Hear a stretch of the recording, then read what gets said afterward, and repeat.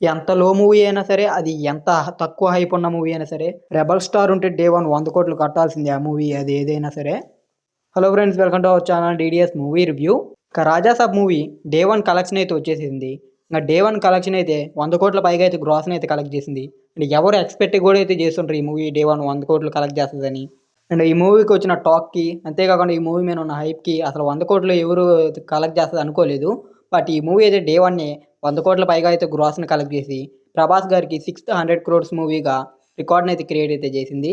ప్రభాస్ గారి మార్కెట్ బట్టి చూస్తే ఈ ఓపెనింగ్స్ తక్కువైనా కానీ ఈ మూవీ మీద ఉన్న హైప్కి, ఈ మూవీకి వచ్చిన టాక్కి అయితే ఈ కలెక్షన్ చాలా ఎక్కువ అని అయితే చెప్పొచ్చు. అండ్ డే 1 100 కోట్లు అయితే కలెక్ట్ చేసి రికార్డ్ని అయితే క్రియేట్ చేసింది.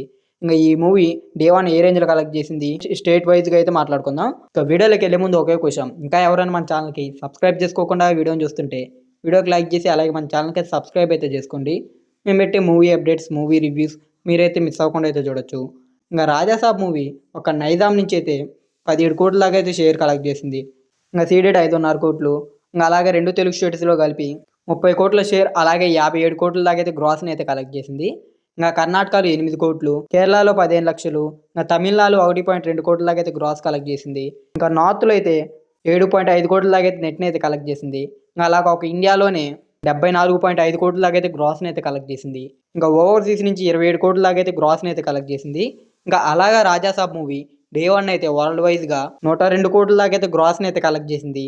మూవీ మేకర్స్ అయితే 112 కోట్ల దాకా అయితే గ్రాస్ కలెక్ట్ చేసిందని అయితే పోస్టర్ అయితే దింపిండు. అంటే చాలా వరకు అయితే రిలేటబుల్గానే ఉంది, అంత పెద్ద డిస్టెన్స్ కూడా అయితే ఏం లేదు. ఇంకా నేను చెప్పిన కలెక్షన్ మొత్తం ట్రేడ్ కలెక్షన్. ట్రేడ్కి ప్రొడ్యూసర్కి కొద్దిగా నెంబర్ అయితే తేడా ఉంటుంది. అండ్ ఇక్కడ ఒక 10 కోట్ల దాకా తేడా ఉంది. పెద్ద ఇష్యూ అయితే కాదు, జస్ట్ ఒక 10 కోట్ల తేడా అంతే.